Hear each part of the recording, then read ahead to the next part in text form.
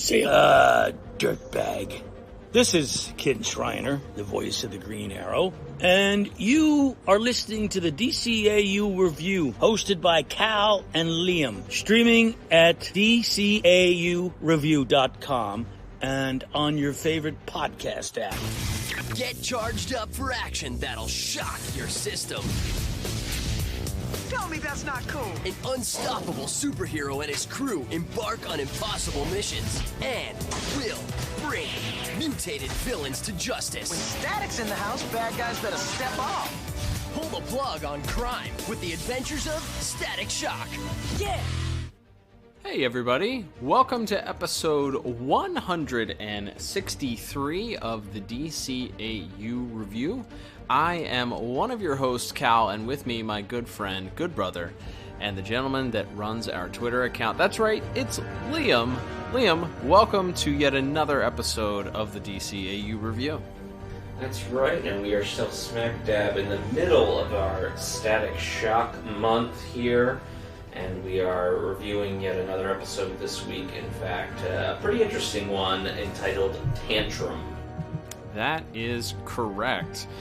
So we are, as you said, smack dab in the middle of the month of Static Shock here, and are eagerly anticipating yet another episode here. We started things off this month with a double feature, which you can check back in the archives at DCAUreview.com, and then we proceeded to continue last week with the return of Rubber Band Man. And this week we have the introduction of a new character, also some in-depth and some backstory a little bit as we learn more about Static and his mom, his relationship with his mom, who they've touched on slightly, her not being in the picture, but we really get kind of a very special episode this week as we learn a little bit more about their relationship and how Static is sort of coping with the loss. So before we get into breaking down the plots and the visual and animation, the music, and the voice acting as we do each and every week, why don't we kick things off with the official Imdb Synopsis for this week's episode. Yes, that's right, and this is for Tantrum, which was written by Christopher Simmons, directed by James Tucker, with music by Richard Wolfe, and animation by Coco. And that synopsis reads as such. Everything happening to Virgil reminds him of how much he misses his deceased mother, Jean. Virgil must deal with his feelings of loss as he tangles with Tantrum, a repressed student whose outbursts of anger turn him into a massive being of brute force. All right. Yes, indeed. I guess that's a pretty solid one. Yeah, that's a pretty good brief, not too brief, but brief enough synopsis for us here. But we can jump to plot here, and yeah, that's sort of the framing device for the whole episode. Is it starts with Virgil at his mother's grave, and he's sort of talking about how he hasn't been to visit the grave recently, and has talked about how much, sort of telling her how much trouble he is having dealing with her in light of, as we come to find out, it feels like everything's reminding of him. He has an interaction with Richie and Daisy at a theme park where we see Daisy and her mom have a nice moment together, and then that sort of bums him out a little bit, and then later on in the episode, we find out that they're doing a sort of memorial service for his mother to commemorate, I guess, the anniversary of her passing. And his sister Sharon and his dad are going through old home videos and are wanting him to make sort of a speech or a eulogy at this ceremony. And it's just a rough time for Virgil emotionally, counterbalanced with him also having to fight a big purple monster. Yeah, and it's interesting because we kicked, as you said, we kicked things off, and he's at his mother's grave site, and instead of the typical format that we usually do, where we follow the character sort of third person, we kind of have this narrative that goes throughout the entire episode as Virgil is sort of recounting his experience to his mom, which is a different perspective and offers certainly a different way of looking at some of these episodes. It was not all that different to me in the way that the late Mr. Kent was sort of written, where you have a narrative. That one differed, obviously, because Clark was technically sort of narrating to the viewer as opposed to this, where Virgil is narrating to his mom by way of the viewer. So very interesting that they went with that perspective. And I think it actually really helped the episode because it made it feel very different.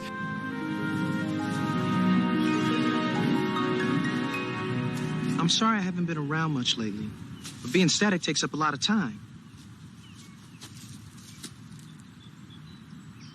There's another reason too, Moms. Truth is, lately, I haven't been feeling up to coming here.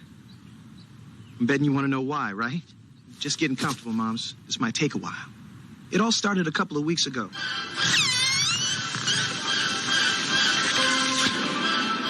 I was on my class field trip having big fun.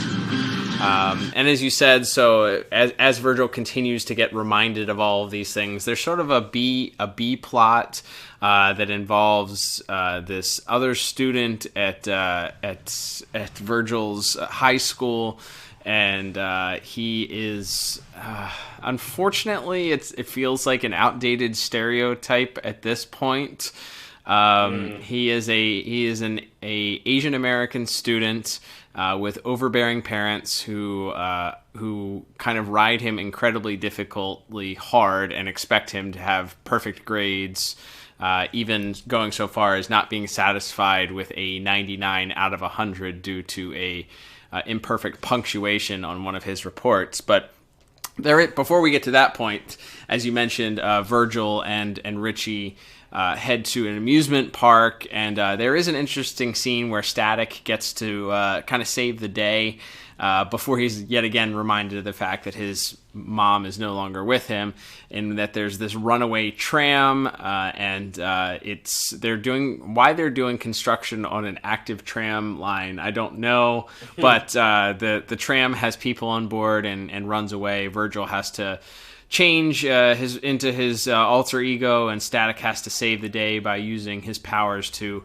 sort of magnetize this extra track and allow the tram to ride onto what I guess was a sandy beach surrounding the amusement park. But that was a fun scene, I think. Yeah, we'll certainly get a little bit more into that in visuals. But yeah, it's kind of a fun little action beat to break up, because other than, it's probably not till about halfway through the episode when this Tantrum monster character is introduced. So it was a good way to get a little bit more action into the first part of the episode. But yeah, I definitely think that sort of narration of the episode definitely helps it stick out as unique. And I think this is very interesting because Virgil's mother in the Milestone comic books is alive. This was sort of a concept for the show, one that I know Dwayne McDuffie was on record as being pretty hesitant about, because he didn't want to sort of reinforce the black kid from a broken home stereotype, despite it would be a little bit different with the mother dying in a and they don't ever say the LA riots, but that's sort of the implication. Right.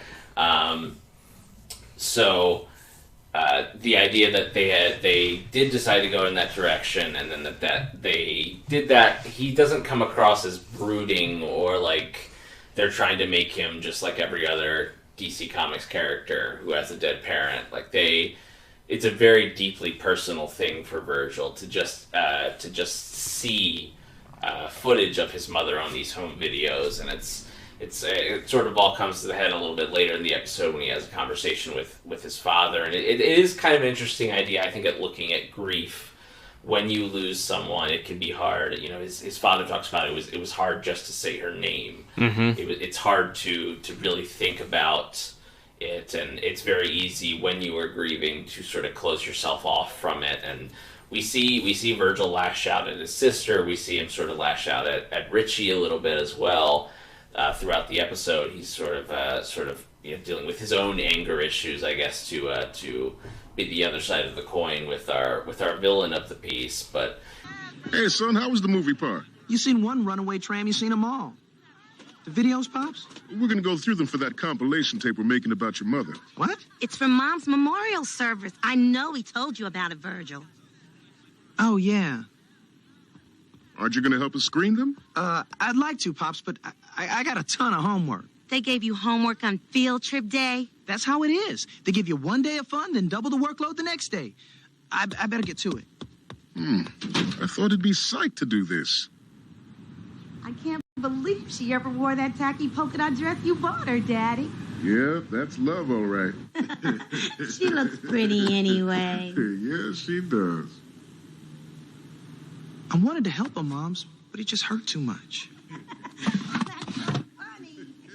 I had to get out of there. So I went on patrol, thinking it would help me clear my head. yeah, it's really interesting. I do think that the villain is kind of, it just feels very underdeveloped, like you said. It's very much playing into a stereotype, and it's sort of portrayed as a bit of a mystery, like we're not really supposed to know who it is, But it's very clear from the start, right? Right. We'll get to that a little bit more in visuals, but it looks like the kid. Like, it has the hair parted the same way. It attacks the teacher who gave him the 99 instead of the 100.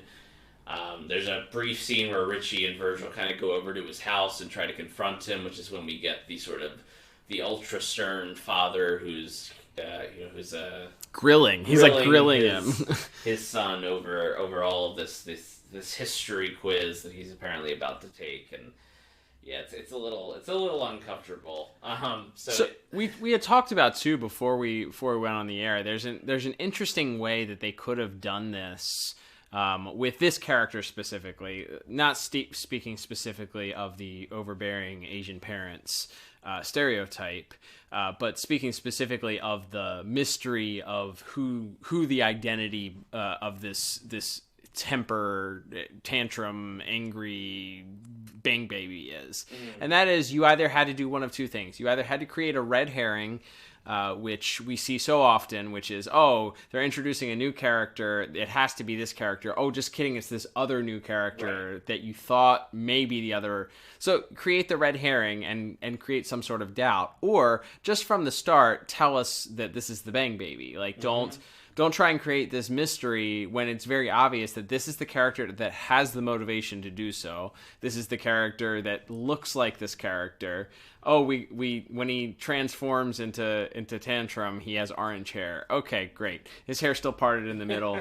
He still very much has the same motivation to do this, and it's a brand new character that you introduced for this episode. So that, I think, like you said, that storyline and that character is the weakest part of this episode. Now, they do sort of weave it back into what Static is dealing with as far as his mourning of the loss of his mom. They bring it back, and throughout the entire thing, Static's father has been asking Static to help create this video montage from their home movies for this memorial service for his mom, and Static has been reluctant to watch this, and Richie is over at Virgil's house and sort of forces Virgil to sit there and watch one of the videos, enjoying seeing Static as a baby. And there happens to be a home movie of Static throwing a temper tantrum and his mom sort of just letting him cry it out. And because of that, Static has the idea to do the same thing with this Tantrum character, because he's thrown everything he has at him, and it seems to only make him stronger. So maybe if he just kind of lets him be angry, it'll wear him out. So they sort of discover that it's this new kid, Thomas Kim, and they confront him at his house, and he kind of loses his temper, and because of that, Static is able to sort of track him at that point. He takes him back to the amusement park, to this abandoned part of it, and just kind of allows him, just kind of plays keep away from him to the point where he just kind of wears himself out, and then he transforms back into his human persona. So and that kind of wraps things up until we get to our final scene where we find out that Static has been sitting there, not only talking to his mom at her gravesite, but just before they head to the memorial service. And Thomas never actually knew he turned into a creature. But now that his parents are clued in, he's getting the best of care. If you hadn't shown me how to calm him down, I don't even want to think about it. I'll come back soon, Moms. Promise. Thanks. Thanks for everything.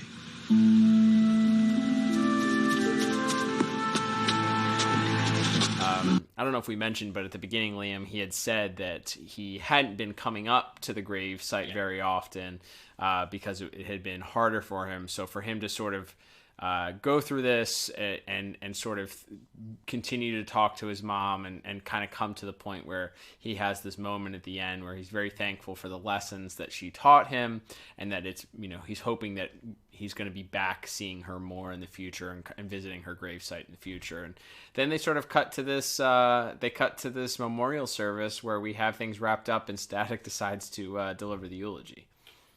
Yeah, and it is. It's a nice little bow to the episode where he again sort of speaks to feeling very lost and feeling that he couldn't really talk about the grief he was feeling and how it really wasn't until he faced that grief head on that he began to feel better, and that he knows that even though his mother is no longer with them, that her spirit lives on in him and in the rest of his family. And it is a really nice, sweet way to end it, and it feels like we always talk about that as the mark of what's a good plot or a bad plot. Is our character, our main character, in a different place than he was at the start of the episode? Does this have sort of an important moment for this character? And this one certainly qualifies. For the longest time, I missed my mother so much I forced myself not to think about her.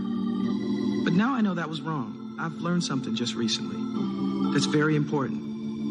My mother's physical being may be gone, but her spirit is still very much alive within me. And it always will be. Thank you. And obviously there are more episodes later on that focus on his mom, including a time travel episode we'll get to down the line. But this feels pretty important as far as you mentioned, they sort of made allusions to Virgil's mom, but had not really addressed how a teenager would be dealing with the death of his mother, especially losing her at such a young age. And so to take an episode to kind of really focus on that, I thought was pretty successful, even if the B plot left something to be desired.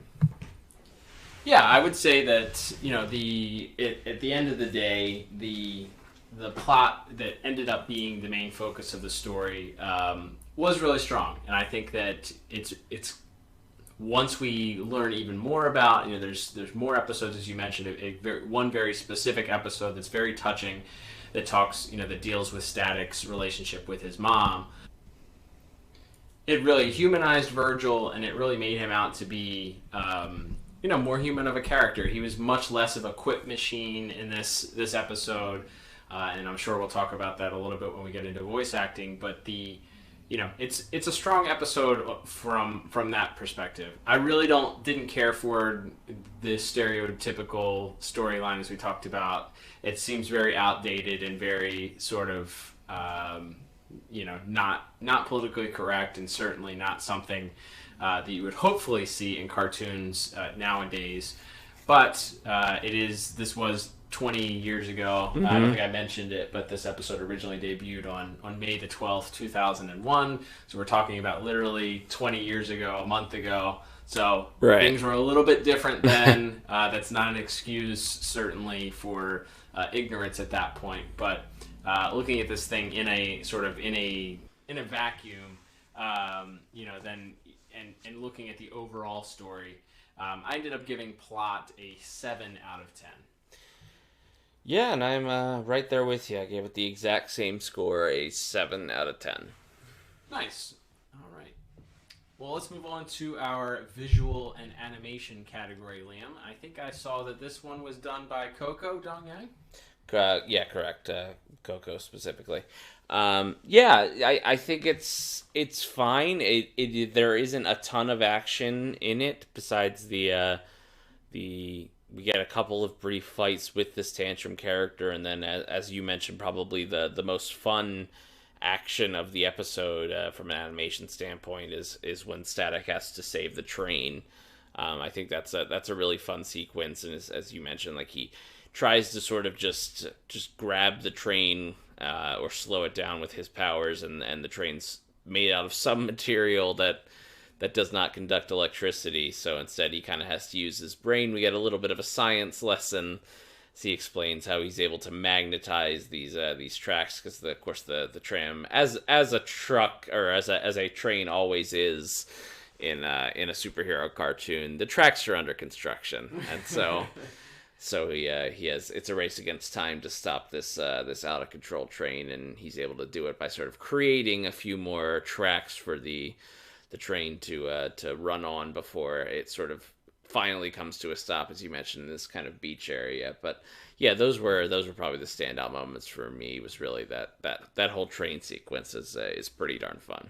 Yeah, that was the sort of the epitome of the action sequence. We do get a little bit of fighting, as you said, between Tantrum himself and Static later on. There's at least 3, I think, little interactions that they have. One that takes place initially when they run into each other, and then, as you mentioned, when Tantrum attacks the school teacher for giving him the bad grade, and then the sort of the ultimate final battle that they have at the end. But as far as action is concerned, it's not really action packed. I will say, we mentioned last week was not a great episode as far as the animation and visuals were concerned.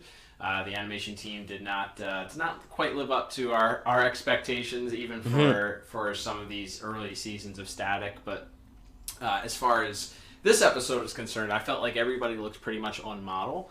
I felt like everybody looked pretty okay. I think some of the action of Static flying around looked decent. There's a couple shots where they cut to him flying across like the night sky when he decides to go out on patrol. I thought that was a good shot. He kind of comes from off screen, and you kind of see the tops of the buildings and him float past. I thought that was a good visual. And then the battle, I guess, between him and the Tantrum character. What did you think about the design for Tantrum, who obviously, if we haven't mentioned it, is literally just a skinny purple Hulk with orange hair? Yeah, I guess the most difference is as we mentioned, it has orange hair for some reason, and it has purple skin. They also looked like they were maybe trying to give it like vampire features a little bit. He has fangs and pointy ears, and kind of like a pointed jaw. So, but it's never really shown that he has like a strong jaw or anything. He doesn't bite anything or bite through a wall or anything. So I guess that was just kind of a creative choice from the character designers. But yeah, I mean, I think it's an okay design. It's real obvious who it's sort of taking off from. Sure. So there's nothing wrong with it, but yeah, there's the first scene where Virgil meets him, and he goes into this restaurant where there's people running out scared, and he goes in, and he's sort of hunched over, and you're not really quite sure what you're looking at yet, and then he kind of stands up, and you see that he's this sort of bigger monster that's going to attack Static. I think that's kind of a cool sequence.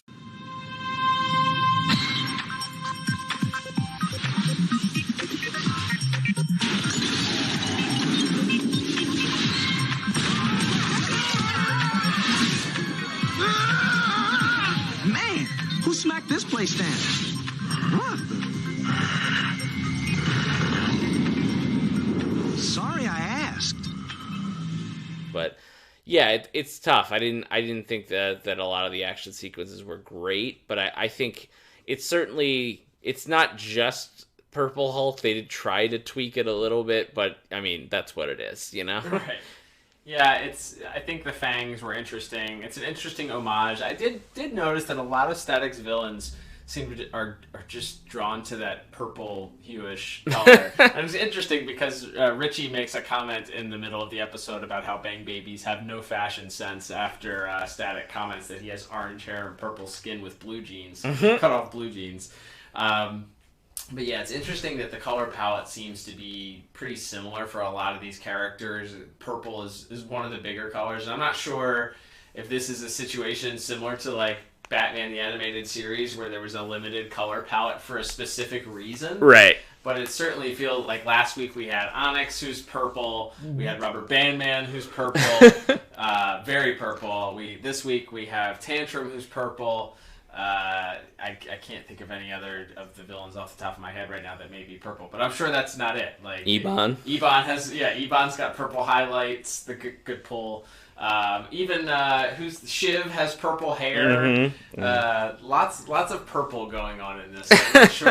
I'm not sure the meaning behind that or what the purpose of that is, but I feel like they could have gone with a different color of skin here and maybe differentiated a little bit this character. But overall, I think that grading on a curve, again, as we mentioned a few weeks ago, and looking at the animation, there wasn't anything that I felt like was really bad. I felt like characters were pretty much consistent and on model for the most part, which is why I ended up giving visuals and animation a pretty solid 7 out of 10. What about you?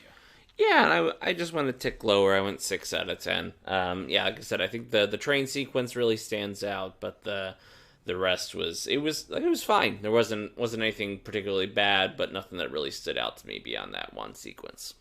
Makes sense. All right, man, let's move on to our music for this week's episode.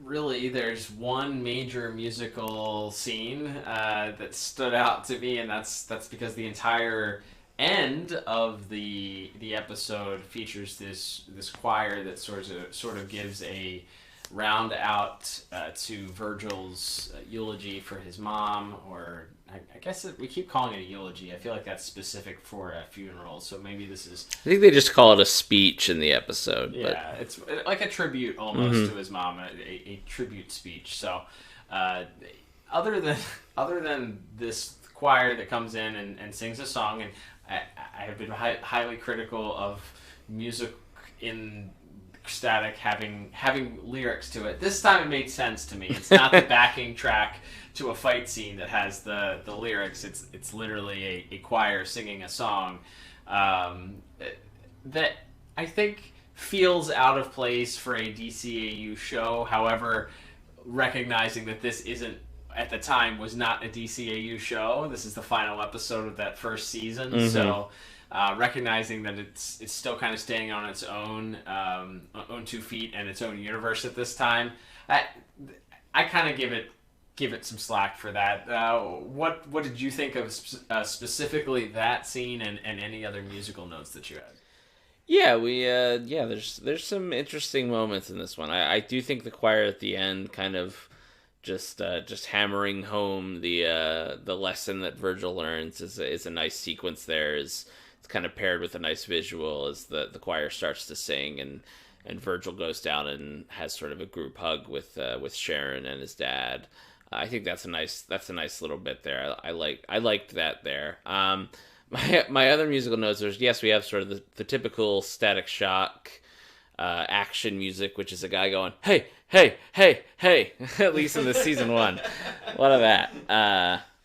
While the start of I don't know, Run DMC or something that's playing, like that kind of drum machine playing in the background where a guy's going, hey, hey, for a while. And but my favorite, and I'm not sure if it's so bad it's good or I actually enjoyed it, but my favorite musical note of the episode is there's a part where they have a food fight where Virgil and Richie and some of their other classmates, and they actually accidentally hit the kid who would be Tantrum, Thomas, with the pie, and he's very upset. He tells them that, so they're having this fight, and of course Thomas doesn't want to get involved because he's this straight-laced student who only cares about studying and everything, and they start playing this weird piano music. It's it literally is I was like, are we doing Randy Newman? I was expecting toys. I thought I was are we watching Toy Story? Come on, Thomas. This isn't a lecture hall. Yeah, man, it's an amusement park. Amuse yourself. This is still a class field trip, guys. We're supposed to be learning something. Somehow, I don't think any of this is going to end up on the finals, Thomas. Of course, you realize this means war. Food fight!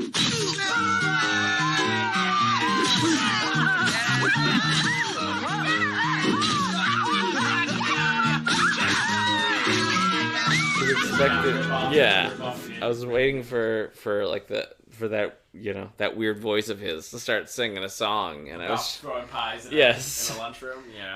So that really stood out to me. I mean, it made me laugh. I wasn't upset by it, but it did just stick out like a sore thumb, because not only was it not what we usually get from a Static Shock episode, especially these early season 1 episodes from the music, but it's not really something we ever hear very often in any of the shows. It's just like this weird little piano interlude while they're having it's not, you would think if we had some sad piano music, it would make sense, because this is a pretty serious episode, but we don't get the piano there. We get like happy like jazz piano in the middle of the episode while they're having fun. It was a really weird choice. Yeah, some definite odd choice have been made throughout this first season of Static, and that one, it stood out. Whether or not that's a good thing or a bad thing, I don't know.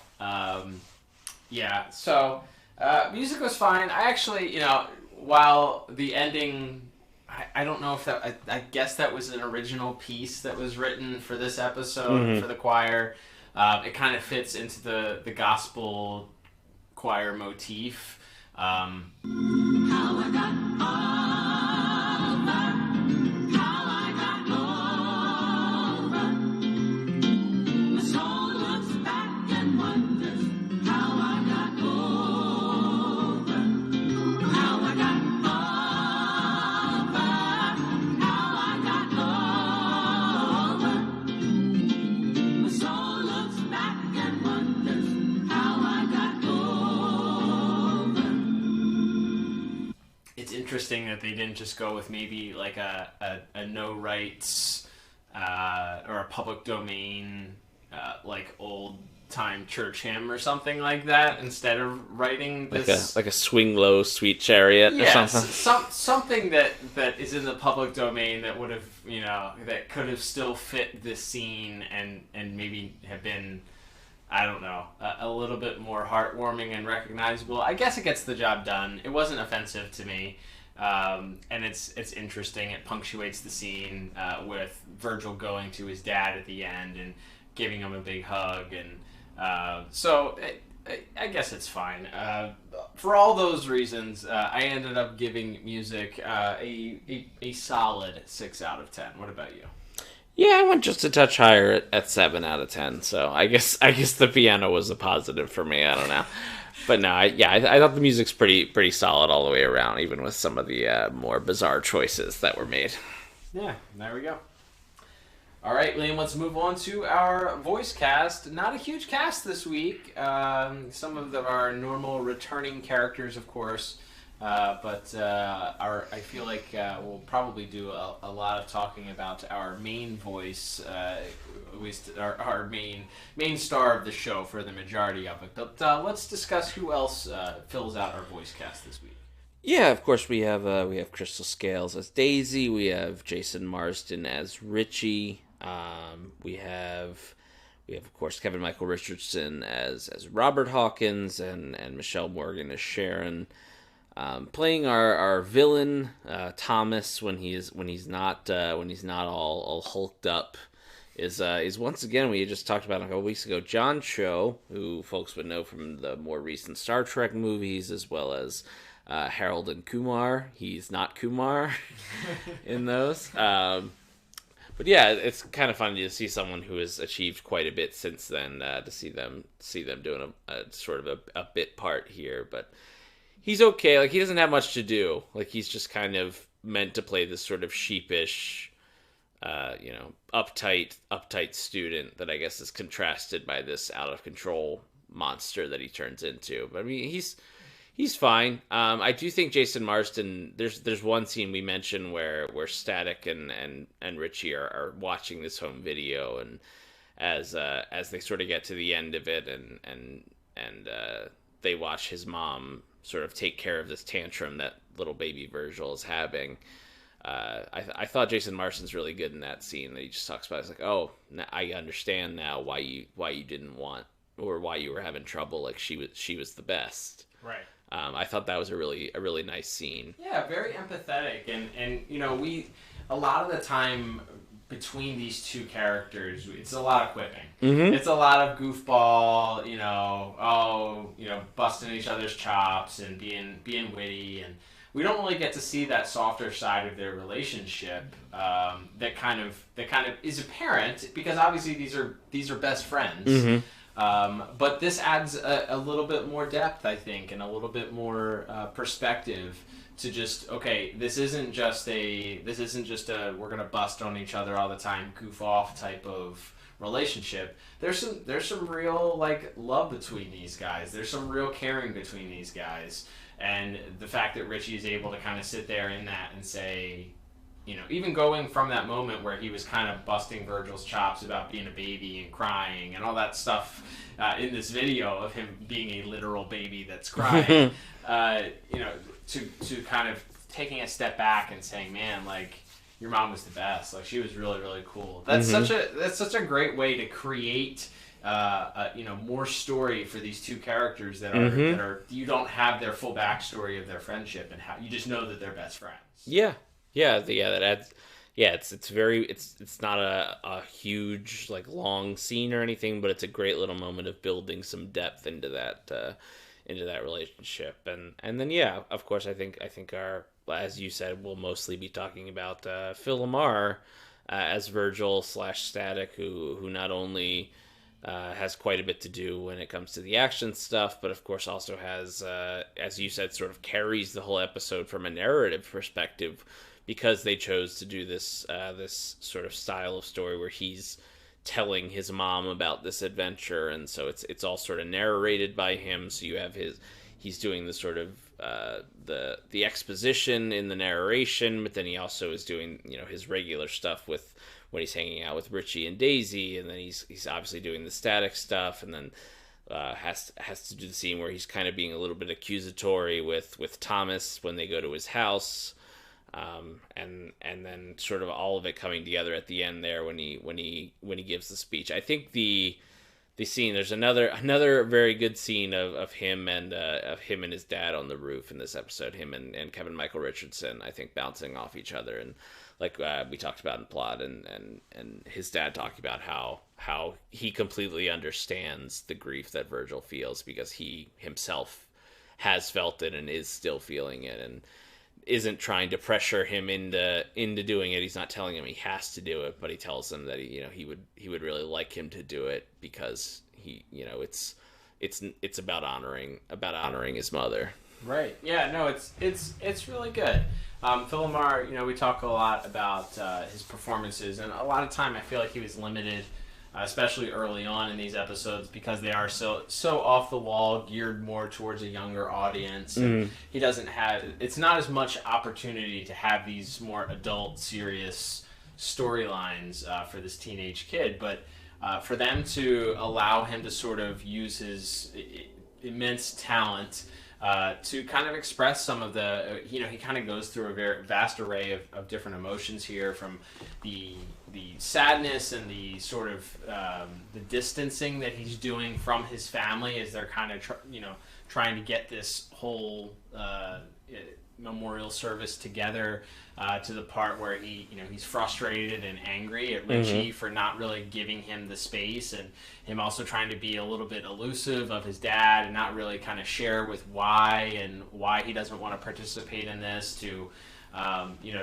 some of the more like in-depth parts where he's sitting at this grave kind of retelling this tale to his late mom is really, really touching, and certainly speaks to the talent level that Phil Lamarr has, and why we hold him in such high regard, and one of the best that was a part of this DCAU, and just his ability to do not only different characters and different vocal tones and all of that, but also a vast array of emotion. Certainly, when called upon, when given the opportunity here in this series to really take advantage of that and show why he's really good at what he does. Yeah, absolutely. Yeah, like I said, a lot of different emotions he has to sort of express throughout this episode, and he does a really good job with it. And for all those reasons, I gave voice acting a pretty strong 8 out of 10.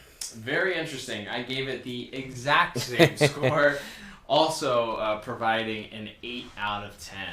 Yeah, I think there's not a huge cast here that's very much required to do very much. But I think that the opportunity that Phil Lamarr does is it's sort of like any of those original Batman the Animated Series episodes, or some of those episodes where you just give the star of the show the opportunity to do what he does best and show his acting abilities. And sure enough, wouldn't you know it? There's a reason why he's the star of the show and sort of a world-renowned voice actor. Absolutely, yeah. He's one of the GOATs. He's one of the best of all time, and yeah, he got to show why. And it's as we said, it's a lot of pretty heavy subject material. So the fact that you could do it as well as they did while still keeping it completely suitable for a younger audience is a tight line to walk. And I think he did a great job helping that along with his vocal performance. Agreed. All right, Liam, so that will bring us to our final scores for this week's episode. Totaling everything up, I have a sort of middle-of-the-road 28 out of 40. What about you? And I have, in fact, the exact same score. It's actually been a few weeks since we've had the exact same score. But, yeah, an exact same score of 28 out of 40 for myself as well. Interesting. We did differ on a couple scores here, but ended up on in the same area. So interesting here. So, well, I guess that brings us on to whether or not we'll agree about giving this one another watch at some point. So, as far as must watch, there's not a whole lot in this episode, even in the vacuum that is the Static Show, that really is followed up on, other than it does give you some in-depth look and a little bit more background when it comes to Static's mom and his relationship with his mom. But this Tantrum character, I don't believe, makes another appearance. It's sort of a one-and-done bang baby. There's not a lot else that happens in the episode here. So where do you fall on this as far as rewatching this episode and must-watch? Is this a must-watch? I think because this is our first really full look at Virgil's how Virgil feels about having lost his mom, I think you can give it the one thumb up on the Static side. It does feel like a pretty important episode, at least to this first season. No, it doesn't necessarily introduce characters that are going to come back beyond obviously the ones that are our recurring cast of our heroes and Virgil's friends and family and things like that. So there isn't a ton here from the rest of the plot, but I do think just because of I would give it a thumbs up mostly just because I think there's good character development for Virgil here. But no, and certainly not if you compare it to the grand scheme of things in the entire DCAU, there isn't a lot here that you need to follow, or that you would need to definitely work this one into a rewatch if you're going for the entire universe.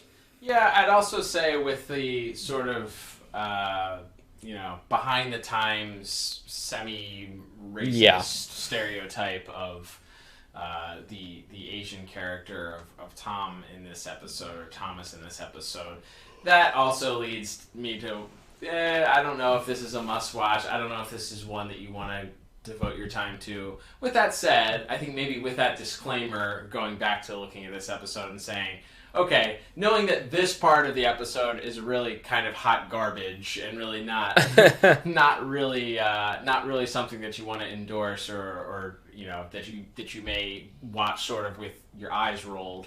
I think that the rest of the episode, as we've talked about here, giving that depth to the Static character, certainly as we mentioned, there's a very specific important episode that comes later on in Static's Static's, I think, is it season 2 or season 3? I believe it's season 3. Okay, so a couple seasons from now, a huge episode that sort of revolves around Static. It also gives this character some motivation, and certainly you kind of understand, it humanizes him, I guess, is what I'm trying to say a little bit. So for that reason, I would say, yeah, give it a whirl, give it a watch. That aspect of it's so hard because it feels like a tale of two parts to this episode because I really don't like the whole Tantrum storyline, but it's without the sort of resolve that it comes to from watching that video of him as a child and seeing his mom talk to him, then you don't get the resolution to that storyline, right? Or the purpose of why this whole thing ties together. So I guess one thumb up is what I'm going to settle on as far as watching this. If you want to know more about the Static character, great. If you want to steer away from racial stereotypes and maybe outdated perspectives on character types, then maybe don't watch this one. There you go. All right, Liam. Well, that will begin to wrap us up for this week's episode. Thank you, everybody, for tuning in this week. Don't forget, please do us a favor. Subscribe to us on your favorite podcast app, whether that's Apple Podcasts or Google Podcasts, maybe Spotify, iHeartRadio, Anchor, wherever you listen to your podcast. Give us a subscribe. We would very much appreciate that. Not only will you then get your episodes delivered to you every single week, but we also ask that if your app allows you to leave reviews, you do that for us. We would love a 5-star review if you like what you're doing here, like what we're doing here. That helps us out a lot. That's one way that you can support us. You can also support us by heading over to our YouTube channel, which is the Pod Tower. It is a joint venture between ourselves, the guys over at Tim Talk that also review these. They also have already reviewed all of Static Shock, so if you're interested in hearing their perspective on some of these Static episodes, you can check out their entire library on the Pod Tower page. Also, you get some great content from the guys over at Watchtower Database. They have put all of their live streams up there, past live streams that they do on Twitch and YouTube, so you can check out some really interesting stuff from them as well. They are great content creators as well. So if you want to support us, that's another way that you can do so. And finally, Liam, if you really want to support us and you have a couple extra dollars you want to throw our way, you can pick yourself up something from the DCAU Review shop. Head over to DCAUreview.com and click on the shop tab at the top of the page. That will take you where you can pick up a hat or a mug or a shirt or sticker or something. We would very much appreciate that if you feel like we deserve it. But Liam, that will lead us to our preview for next week's all-new episode, where we will be staying here for one more week here in the city of Dakota. And boy, oh boy, is it a big episode that we'll be discussing. That's right. We're venturing into the later seasons for the first time in a while here for Static.